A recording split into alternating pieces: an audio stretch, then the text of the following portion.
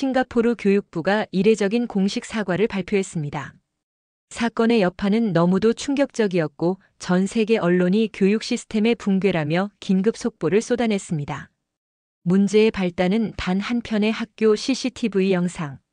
8살 소녀가 점심시간 아무도 없는 복도에 쪼그려 앉아 다른 아이가 버린 음식 찌꺼기를 몰래 주워 먹고 있었습니다. 그 책상 위에는 빨간 펜으로 적힌 단어 하나. 문맹 교실 전체가 아이를 조롱한 겁니다. 가장 충격적인 건 그 아이의 어머니가 싱가포르 교육청 고위직 출신의 교육정책 자문관이었다는 사실입니다. 국가가 만든 시스템이 자기 아이 하나 지켜내지 못했던 거죠. 이 영상이 공개되자 BBC CNN 로이터 NHK는 물론 유네스코 국제아동권리기구, 영국 뇌과학연구소까지 사태 분석에 나섰습니다. 그리고 전혀 예상치 못한 키워드 하나가 전면에 등장합니다. 바로 한글. 600년 전 한국에서 만들어진 문자 하나가 지금 이 세계적 혼란의 중심에 선 겁니다. 도대체 이건 무슨 일일까요? 왜 지금 전 세계가 한글을 주목하고 있는 걸까요? 저는 클라라 탄입니다. 싱가포르 교육청에서 정책자문위원으로 일했습니다. 아시아 세계국 교육자문을 맡았던 엘리트라고 할 수 있겠네요. 남편은 유명 법무법인 파트너고요. 제 자부심이 뭐였는지 아세요? 딸 아델린을 싱가포르 최고 명문 국제학교에 입학시킨 겁니다. 8살 된 우리 딸이 그 학교에 다니는 것만으로도 얼마나 뿌듯했는지 모릅니다. 하지만 입학 후 2개월이 지나자 교사로부터 계속 연락이 왔습니다. 읽기 속도가 너무 느리다는 거였어요. 처음엔 새 환경에 적응하느라 그런 거라고 생각했죠. 아델린이 집에 와서 숙제를 하는 모습을 보면서 이상함을 느꼈습니다. 글자를 볼 때마다 고개를 숙이더라고요. 책을 읽어보라고 하면 눈물부터 글썽였습니다. 3개월이 지나자 담임 선생님이 저를 학교로 불렀습니다. 그날 들은 말이 지금도 생생해요. 우리 아이가 평균 이하라는 말씀이신가요? 제가 물었죠. 그 정도가 아닙니다. 심각한 수준입니다. 선생님이 답했습니다. 교육 전문가로서 수십 년간 일했지만 제 아이 앞에서는 무력했습니다. 아델린은 하루하루 더 움츠러들고 있었어요. 책상 앞에 앉으면 마치 전쟁터에 나가는 것 같은 표정을 지었습니다. 그때까지만 해도 저는 몰랐습니다. 완벽한 교육 시스템이라고 믿었던 것들이 제 아이에게는 지옥이 될 수 있다는 걸 말이죠. 아델린은 밤마다 악몽을 꾸기 시작했습니다. 학교에 가기 싫다고 울며 매달렸어요. 그럴 때마다 저는 더 열심히 하라고, 더 노력하라고 말했습니다. 지금 생각해보면 얼마나 잔인한 말이었는지 몰라요. 교육청에서 일할 때 수백 명의 아이들 데이터를 분석했지만 정작 제 아이의 고통은 보지 못했습니다. 숫자로만 봤던 학습부 진아들이 실제로는 얼마나 아픈 아이들인지 그때는 몰랐어요. 아델린의 성적표를 받아든 날 모든 과목이 최하위권이었습니다. 특히 읽기와 쓰기 부분은 정말 참담했죠. 제가 만들어온 교육 정책들이 무색해지는 순간이었습니다. 그날 밤 아델린이 제게 말했습니다. 엄마, 나는 왜 이렇게 바보야? 그 말을 들은 순간 가슴이 무너져 내렸어요. 제가 교육 전문가라는 게 무슨 의미가 있나 싶었습니다. 동료들에게 상담을 받아보라는 조언을 들었지만 자존심이 허락하지 않았습니다. 교육청 고위직이었던 제가 제 아이 교육도 제대로 못 시킨다는 소리를 들을 수는 없었거든요. 하지만 아델린의 상태는 더 심각해졌습니다. 학교에서 돌아오면 아무 말도 하지 않았어요. 숙제를 하라고 하면 눈물만 흘렸죠. 그런 딸을 보면서 저는 점점 절망에 빠졌습니다. 4개월이 지나자 상황은 더 악화됐습니다. 아델린은 수업 시간마다 교실 뒤로 쫓겨났어요. 다른 아이들이 읽기 수업을 할 때 혼자 구석에 앉아 있어야 했죠. 아이들은 잔혹합니다. 순진하기도 하지만요. 아델린을 문맹이라고 부르기 시작했습니다. 처음엔 장난이었을 거예요. 하지만 그 장난이 집단 따돌림으로 번졌습니다. 도시락을 숨기기 시작했어요. 교과서를 찢어버리기도 했죠. 아델린의 가방에서 찢어진 책들을 발견했을 때 정말 화가 났습니다. 하지만 아이는 아무 말도 하지 않았어요. 학교에 항의를 했지만 돌아오는 답은 뻔했습니다. 아이들끼리 있을 수 있는 일이라는 거였죠. 아델린이 더 노력하면 해결될 문제라고 했습니다. 그러던 어느 날 학부모 단체 톡방에 영상 하나가 올라왔습니다. CCTV 영상이었어요. 아델린이 쓰레기통에서 찢어진 도시락을 꺼내는 모습이 담겨 있었습니다. 영상을 보는 순간 숨이 막혔습니다. 제 딸이 쓰레기통을 뒤지고 있었어요.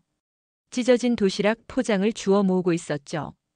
그리고 구석에 앉아 혼자 먹고 있었습니다. 누군가 그 영상을 언론에 제보했습니다.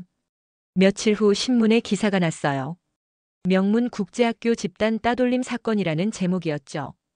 기사에는 아델린의 이름은 나오지 않았지만 저는 알 수 있었습니다. 교육청 출신 고위직 딸이라는 표현이 나왔거든요. 순식간에 제 정체가 드러났습니다. 동료들의 시선이 달라졌습니다. 제가 만들어온 교육 정책에 대한 신뢰도 흔들렸어요. 아이러니하게도 교육 전문가의 딸이 학교에서 따돌림을 당하고 있었으니까요. 교장 선생님이 저를 불렀습니다. 그때 들은 말이 지금도 기억나요. 교육적 지도 과정 중 일부일 뿐이라고 하더라고요. 아이들이 자연스럽게 학습하는 과정에서 생기는 일이라고요. 화가 났습니다. 제 아이가 쓰레기통을 뒤지는 게 교육적 지도 과정이라고요?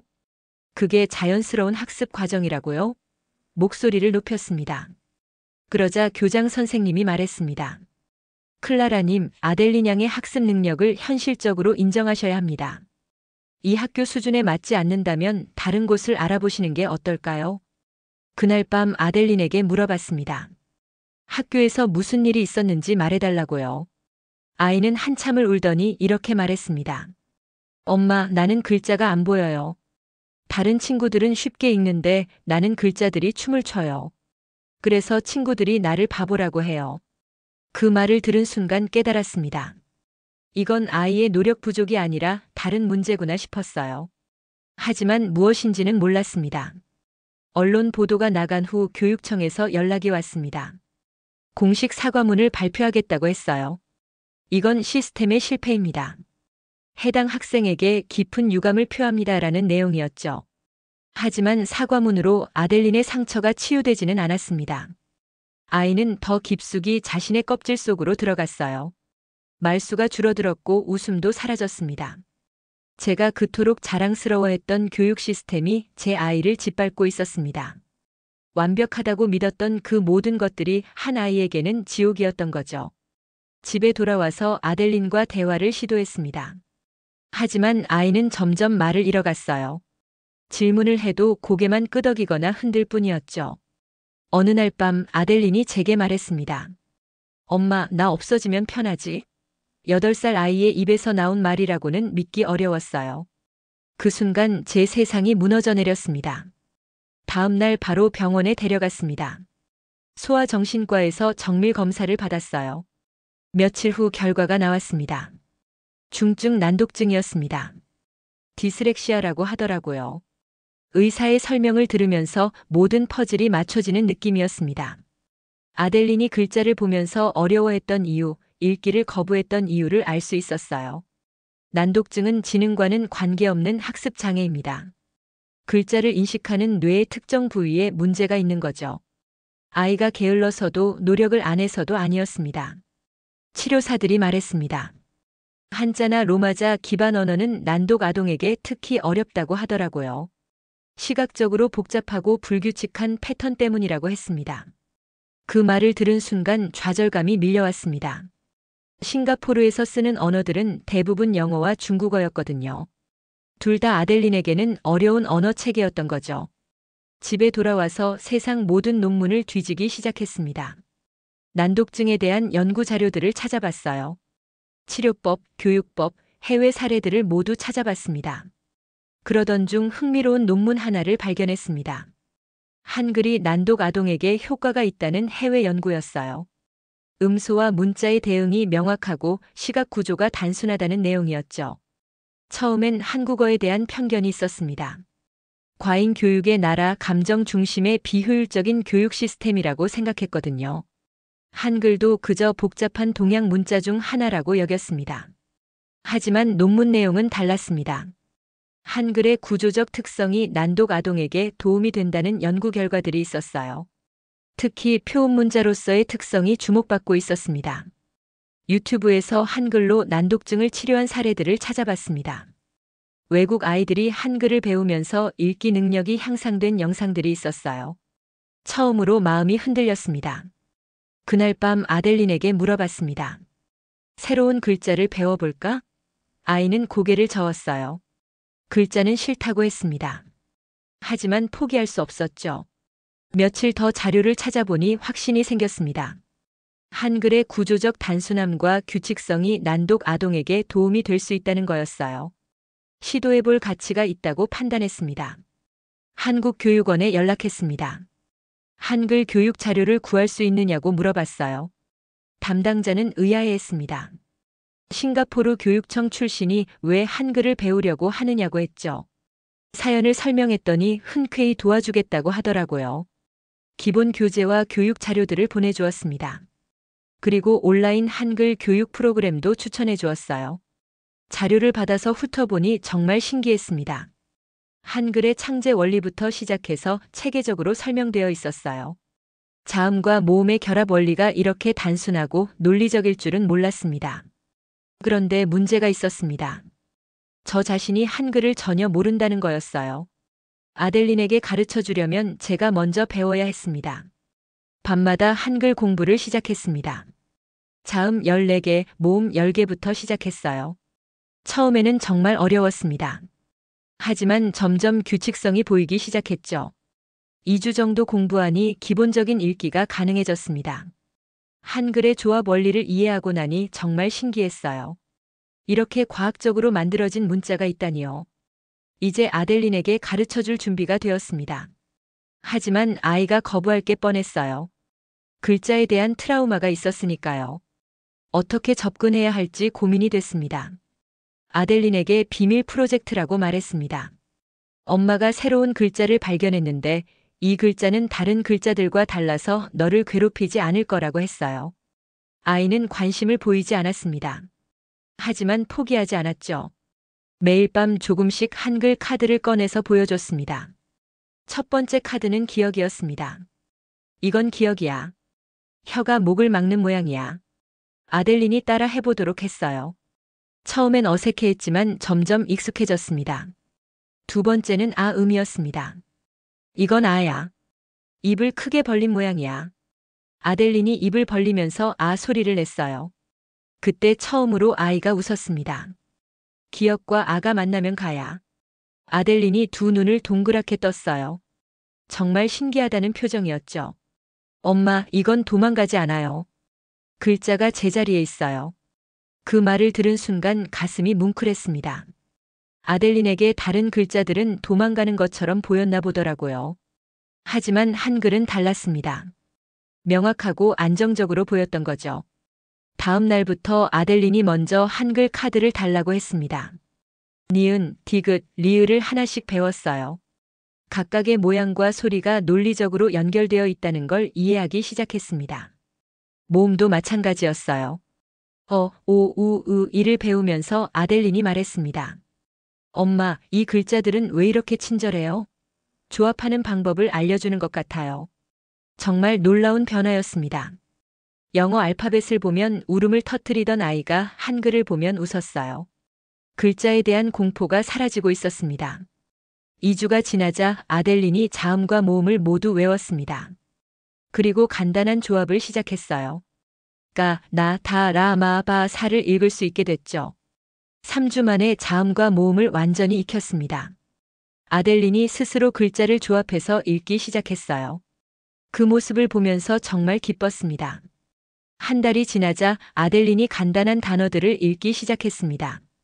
엄마, 아빠, 학교, 친구 같은 단어들이었어요. 아이의 자신감이 조금씩 회복되고 있었습니다. 6주 만에 첫 일기를 썼습니다. 나는 바보가 아니다. 나는 아델린이다. 그 일기를 보면서 울음이 터졌어요. 아이가 스스로에 대한 긍정적인 생각을 갖기 시작한 거였습니다. 아델린을 안으면서 말했습니다. 내가 이 글자들로 스스로를 지킬 수 있다면 엄마는 끝까지 도와줄 거야. 아이가 고개를 끄덕였어요. 그날 밤 아델린이 말했습니다. 엄마, 한글은 내 친구예요. 다른 글자들은 나를 괴롭혔는데 한글은 나를 도와줘요. 그 말을 들은 순간 한글에 대한 생각이 완전히 바뀌었습니다. 한글이 단순한 문자가 아니라는 걸 깨달았어요. 이 글자에는 모든 사람이 쉽게 배울 수 있도록 하겠다는 의지가 담겨 있었습니다.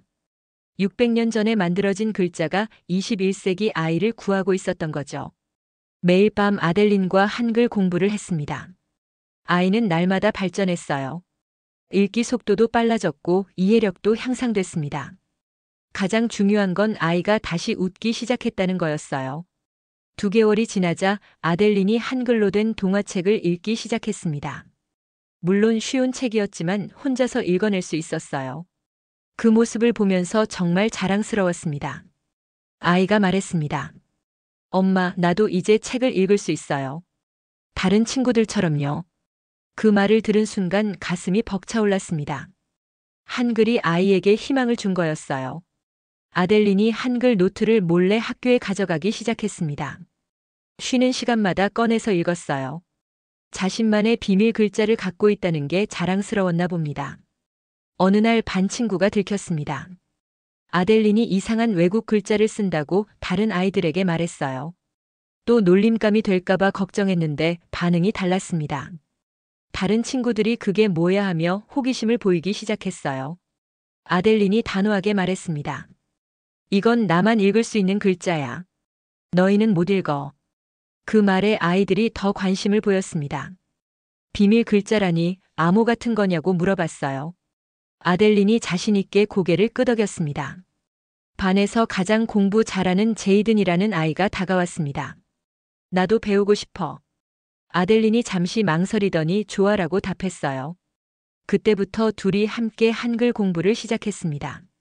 제이든이 한글을 배우는 모습을 보니 정말 신기했습니다. 머리 좋은 아이라서 금방 따라잡았어요. 그리고 한글의 체계성에 감탄했습니다. 이거 정말 과학적이야. 제이든이 말했어요. 왜 우리는 이런 글자를 안 배우지? 영어보다 훨씬 쉬운 것 같은데. 아델린이 뿌듯한 표정을 지었습니다. 곧 몇 명의 아이들이 더 합류했습니다. 쉬는 시간마다 한글 공부를 하는 아이들이 늘어났어요. 아델린이 선생님 역할을 했습니다. 문맹이라고 놀림받던 아이가 다른 아이들을 가르치고 있었죠.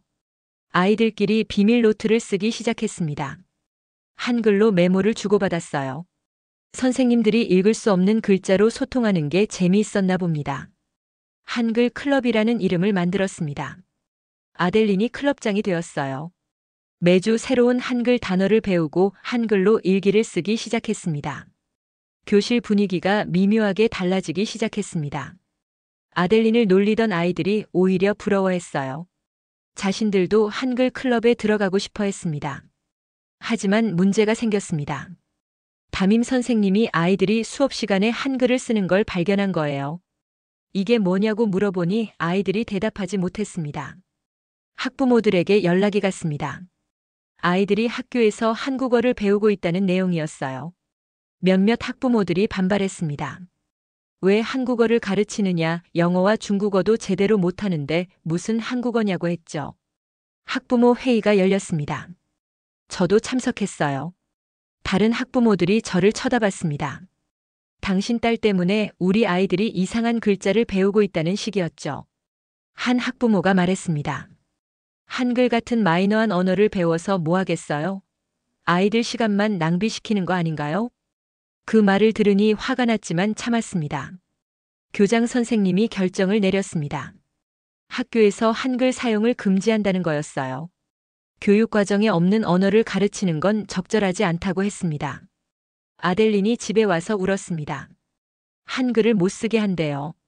친구들이랑 한글로 이야기할 수 없대요. 아이가 얼마나 속상해했는지 모릅니다. 그날 밤 고민했습니다. 이대로 포기해야 하나 싶었어요.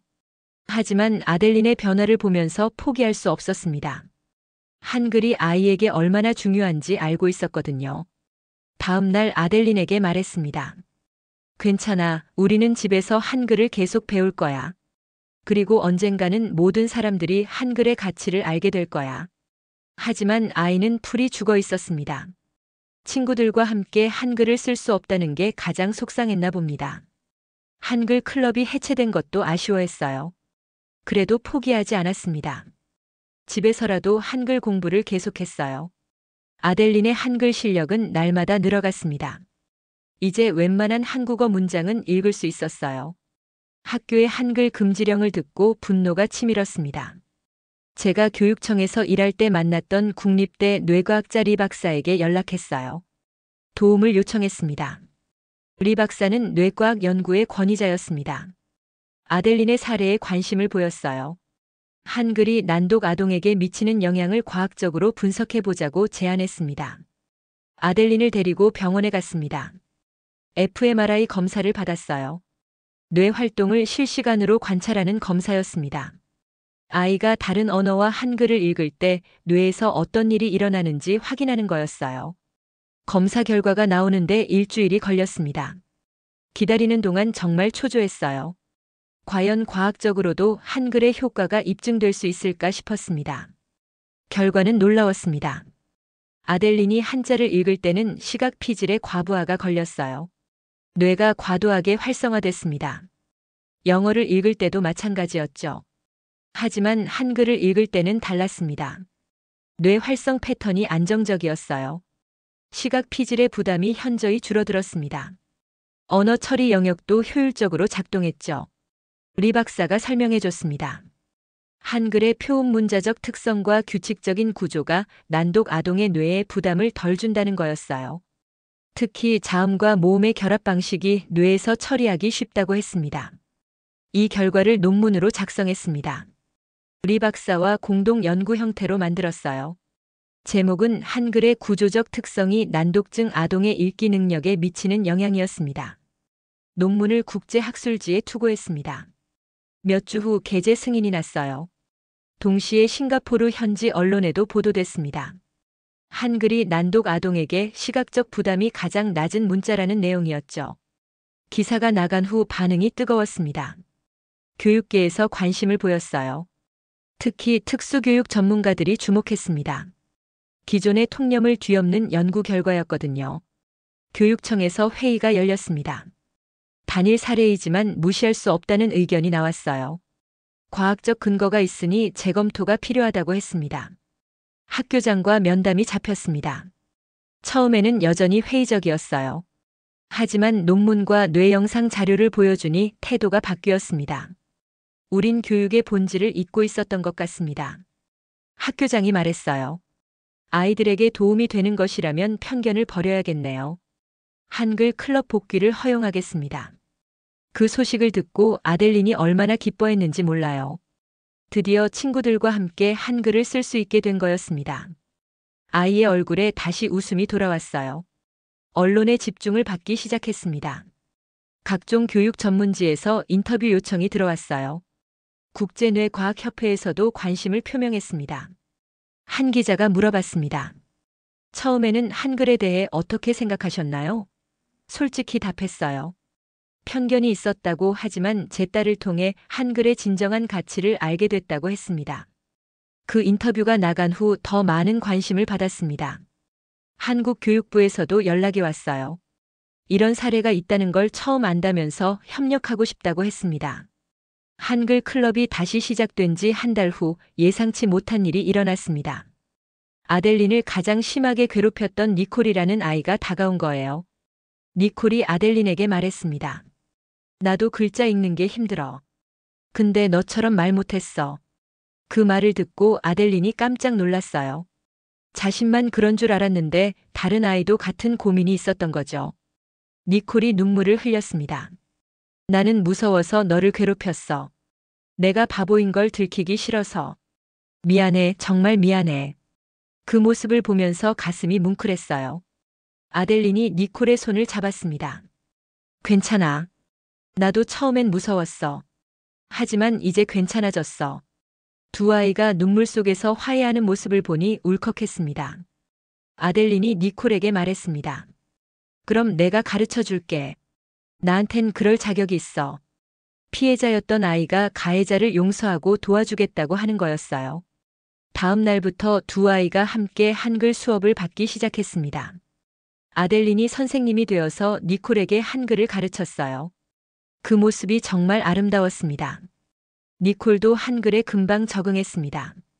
사실 이 아이도 경미한 난독 증상이 있었던 것 같아요. 한글을 배우면서 자신감을 회복했습니다. 두 아이의 우정이 깊어지면서 반 분위기도 완전히 바뀌었습니다.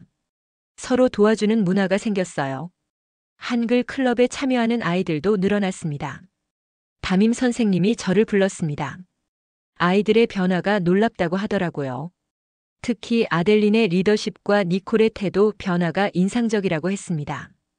교장 선생님도 관심을 보이기 시작했습니다. 한글 클럽을 정식 동아리로 승인해 주겠다고 했어요. 그리고 다른 반에도 확대할 계획이라고 했습니다.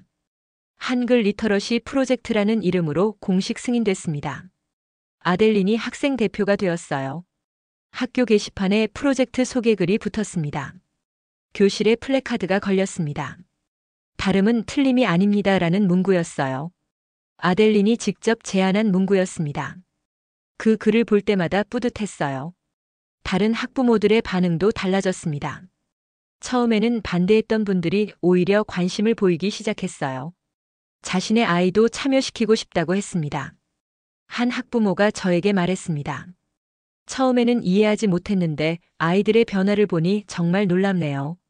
한글이 이렇게 교육적 효과가 있을 줄 몰랐어요. 니콜의 엄마도 찾아왔습니다. 딸이 완전히 달라졌다면서 감사 인사를 했어요. 한글을 배우면서 자신감이 생겼고 다른 과목 성적도 올랐다고 했습니다. 프로젝트가 확산되면서 다른 학교에서도 관심을 보였습니다. 벤치마킹을 하러 오는 교육자들이 늘어났어요. 한글 교육법에 대한 문의도 많이 들어왔습니다. 지역 교육청에서 공식 방문했습니다. 프로젝트 현황을 점검하고 확대 가능성을 검토한다고 했어요. 아델린과 니콜이 직접 한글을 시연해 보였습니다. 교육청 관계자들이 감탄했습니다. 이런 혁신적인 교육 방법이 있다니 정말 놀랍다고 했어요. 싱가포르 교육의 새로운 가능성을 보여준다고 평가했습니다. 프로젝트가 성공을 거두면서 교육청에서 큰 결정을 내렸습니다. 한글 리터러시 시범 프로젝트를 전국으로 확대하겠다고 발표한 거예요. 발표 당일 기자회견이 열렸습니다. 교육부 장관이 직접 참석했어요. 다양성을 인정하는 교육, 모든 아이들의 가능성을 키우는 교육이 우리의 목표라고 말했습니다. 한국 교육부에서도 연락이 왔습니다. 클라라님과 아델린 양을 한국으로 초청하고 싶다고 했어요. 한글의 가치를 알려준 분들께 감사를 표하고 싶다고 했습니다. 2개월 후 한국을 방문했습니다. 처음 가보는 한국이었지만 묘하게 친숙했어요. 한글을 배우면서 한국 문화에 대해서도 많이 알게 됐거든요. 세종대왕 기념관을 방문했습니다. 훈민정음 창제의 역사를 보면서 감동받았어요. 600년 전에 이미 모든 백성이 쉽게 글을 배울 수 있도록 하겠다는 의지가 있었다니요. 아델린이 훈민정음 서문을 낭독했습니다. 한국어 발음이 많이 서툴렀지만 열심히 읽었어요. 세종대왕님, 당신의 글자가 저를 살렸어요. 아이가 중얼거렸습니다. 한국어로 인사를 배웠습니다. 안녕하세요. 감사합니다. 사랑합니다. 아델린이 한국어를 배우는 모습을 보니 정말 자랑스러웠어요. 한국 교육부에서 감사패를 받았습니다. 한글의 우수성을 세계에 알려준 공로라고 했어요. 저보다는 아델린이 받을 자격이 있다고 생각했습니다. 유네스코에서도 연락이 왔습니다. 이 사례를 비영어권 문자의 학습치료 혁신 사례로 소개하고 싶다고 했어요. 국제적으로 인정받게 된 거였습니다. 싱가포르로 돌아와서 더 큰 변화가 있었습니다. 특수교육 과정에 한글이 정식으로 포함됐어요. 난독증이나 학습장애 아동들을 위한 대안 문자로 인정받은 거죠. 다른 나라에서도 관심을 보이기 시작했습니다. 말레이시아, 필리핀, 태국에서 벤치마킹을 하러 왔어요. 한글을 이용한 학습 치료법을 배우고 싶다고 했습니다. 아델린은 이제 완전히 달라진 아이가 됐습니다. 자신감이 넘쳤고 다른 아이들을 도와주는 것을 좋아했어요. 한글 교육 봉사활동도 시작했습니다. 1년 후 아델린이 친구들과 함께 동화책을 만들었습니다. 한글로 쓰는 나의 이야기라는 제목이었어요. 자신의 경험을 바탕으로 한 창작 동화였습니다. 동화책 발표회가 열렸습니다. 아델린이 무대에 서서 말했습니다. 글자는 지식이 아니라 누구나 마음을 표현할 수 있어야 합니다. 한글은 그걸 가능하게 해준 친구예요. 그 말을 듣고 객석에서 박수가 터져 나왔습니다. 저도 눈물이 났어요. 제 딸이 이렇게 당당하게 자신의 생각을 표현하는 모습을 보니 정말 자랑스러웠습니다. 지금 아델리는 중학생이 됐습니다. 여전히 한글을 사랑하고 한국어도 유창하게 구사해요. 장래 희망은 특수교육교사라고 합니다. 자신처럼 어려움을 겪는 아이들을 도와주고 싶다고 해요. 저도 다시 교육 현장으로 돌아왔습니다. 이번에는 특수교육 컨설턴트로 일하고 있어요. 한글을 이용한 학습 치료법을 연구하고 보급하는 일을 하고 있습니다. 매년 세종날이 되면 한국을 방문합니다. 아델린과 함께 세종대왕릉에 참배를 가요. 감사 인사를 드리러 가는 거죠. 한글이 제 딸의 인생을 바꿔놓았으니까요. 돌이켜보면 정말 놀라운 여정이었습니다. 절망에 빠진 아이와 무력한 엄마가 한글이라는 작은 희망을 만나 인생이 완전히 바뀐 거니까요. 한글은 단순한 문자가 아니었습니다. 누구나 배울 수 있고 누구나 자신을 표현할 수 있도록 만들어진 소통의 도구였어요. 600년 전 세종대왕의 꿈이 21세기에도 살아 숨쉬고 있었던 거죠. 지금도 세계 각국에서 한글에 관심을 보이고 있습니다. 특히 학습장애 아동들을 위한 대안 문자로 주목받고 있어요. 한글의 과학적 우수성이 점점 더 인정받고 있는 거죠. 가장 약했던 아이가 세상을 바꾸는 가장 강한 목소리를 낸 순간 그 곁엔 한국의 한글이 있었습니다. 그리고 그 이야기는 지금도 계속되고 있습니다. 아델린이 자주 말합니다. 엄마, 한글은 정말 신기해요. 글자 하나하나에 사람을 생각하는 마음이 들어있는 것 같아요. 저도 그렇게 생각합니다. 한글은 사람을 위한 글자입니다. 이 이야기를 들으시는 모든 분들에게 말씀드리고 싶습니다. 우리는 정말 소중한 문화유산을 갖고 있습니다. 한글이라는 세계에서 가장 과학적이고 아름다운 문자를 말이에요. 제 딸 아델린이 한글로 자신의 삶을 되찾았듯이 전 세계 많은 아이들이 한글로 희망을 찾고 있습니다. 이것이 바로 한글의 힘이고 우리가 자랑스러워해야 할 이유입니다. 감사합니다.